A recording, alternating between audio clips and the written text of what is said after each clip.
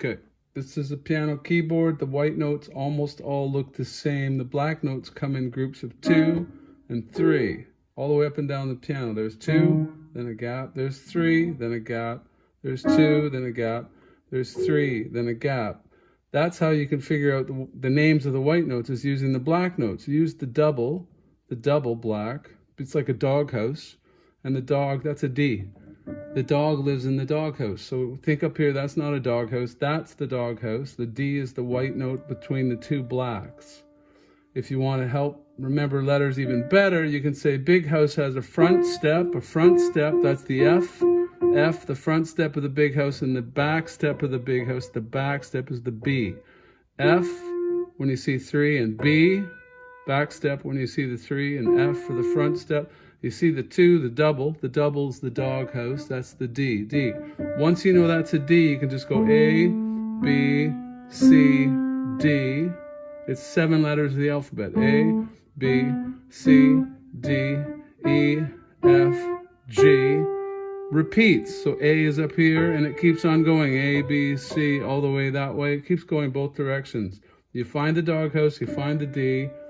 D is the 4th letter of the alphabet, so you go A, B, C, D, E, F, G. A is there, A is here, G is here.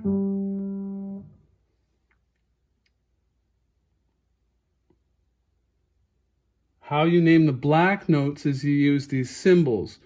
The sharp symbol looks like a hashtag, and then the flat symbol looks like a lowercase little b with a point on the bottom.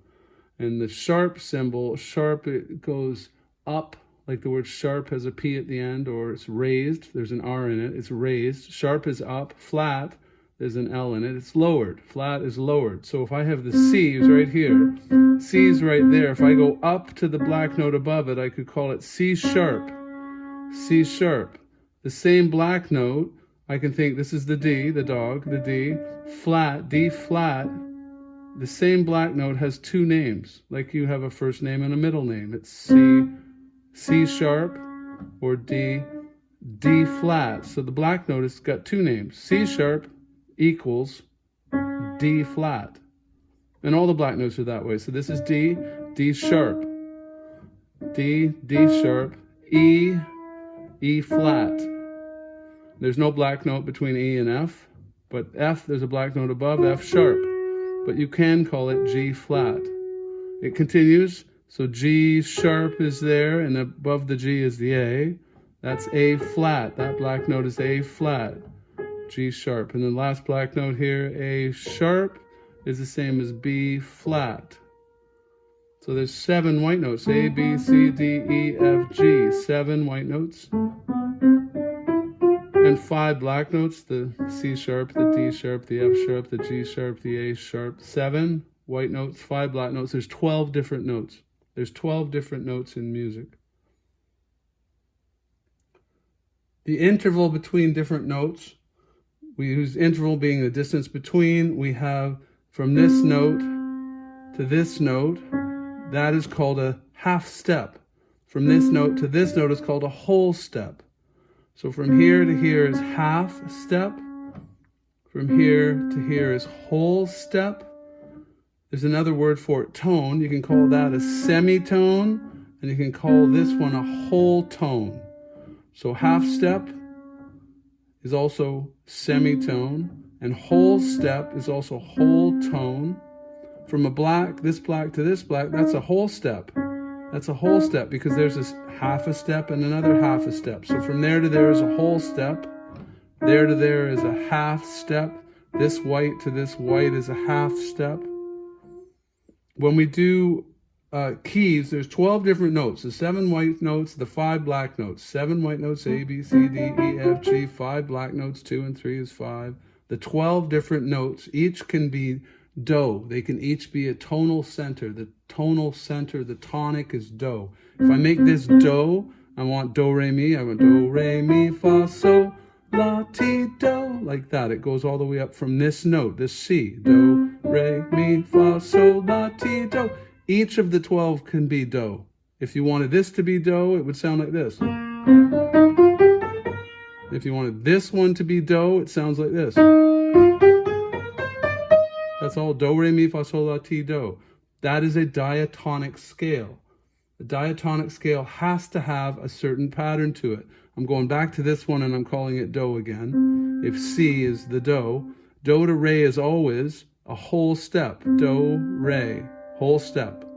From re to mi is a whole step. Re, mi is a whole step. Always mi to fa is a semitone or a half step. Mi, fa is a half step. Fa to so is whole step. So to la is whole step. La to ti is whole step. And the other half step is ti to do. Ti, do is a half step. It's always that pattern. Do, re, mi, fa, so is always do, whole step, re, whole step, mi, half step, fa, whole step, so, whole step, la, whole step, ti, and half step to do. It's always that pattern. When we start talking triad chords, we're note, skip, note, skip, note. So this note, skip a note, note, skip a note, note. We're going to be talking about chords in the songs that we're studying, and triad chords. This is a triad chord. 3 notes, but not 3 notes crammed together. 3 notes spread apart in a nice way. They sound harmonious together. A major triad is always first note and then up 2 whole steps. So there's a whole step, there's another whole step. So up 2 whole steps and then up 1 whole step and 1 half step. So a major triad is also, the bottom one is always the big one. That interval, the distance from there to there, is a whole step and a whole step. The bottom one is the biggest one. When I do the minor triad sort of sounds sad. The minor triad is this. Different feeling completely. And that means the bottom interval is closer. The bottom interval is only a whole step and a half step.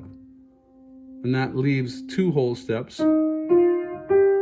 for the upper interval. So in a major triad, the bottom interval is the bigger gap and the upper interval is the smaller gap. But for the minor triad, it's reversed. The bottom interval is the smaller one and the upper interval is the bigger one. So major, up 2 whole steps, and then up a semitone and a whole tone. That's my major triad. And that's C right there, C. So that's C major triad. The sad one, there's C minor. C minor. And the last thing we're talking about is the Roman letters that identify the triad chords. They go like this. So it's not a note. I'm now talking triad chords. So here's 1, and I'm talking Roman 1. 1, 2, 3, 4, 5, and 6. That's all we're going to talk about for now. From 1, 2, 3, 4, 5, and 6. This is uppercase 1 because it's major 1. And then the 2 minors, 2 is minor and 3 is minor. They're lowercase. A lowercase 2, a lowercase 3. Uppercase 4 because it's a major triad, and uppercase 5 because it's a major triad. And then 6 is also a minor, so it's a lowercase 6. And you can even relate it to color and painting. You have your 3 primary colors, yellow, red, and blue. And in music, you have your 3 primary triads, or the 3 major triads. 1 chord, 4 chord, and 5 chord. Those are the 3 major chords in any key. The 1 chord is major, the 4 chord is major, the 5 chord is major. Everybody, all the songs you like, all the songs, they all use these all over the place. They're very comfortable. They're very familiar sounding. 1 is major, 4 is major, 5 is major. Music also has 3 secondary triads that are all minor, just like colors have 3 secondary colors. The red and the yellow, when you mix those, what do you get? Orange, that's one of the secondary colors. When you get the yellow and the blue and you mix it, you get a green. That's a secondary color. So orange, green, and then the red and the blue make purple. So purple is one of the secondary colors. There's 3 secondary colors, 3 primary colors, 3 secondary colors. Music has 3 primary triads, all major, 1, 4, 5, and it has 3 secondary triads that are all minor. The 2 is minor, the 3 is minor, and the 6 is minor. And in song after song that we are going to study, you're going to find a very common pattern that people love is 6, moving to 4, moving to 1, moving to 5. It's in lots and lots of songs. It even sounds nice to hear it.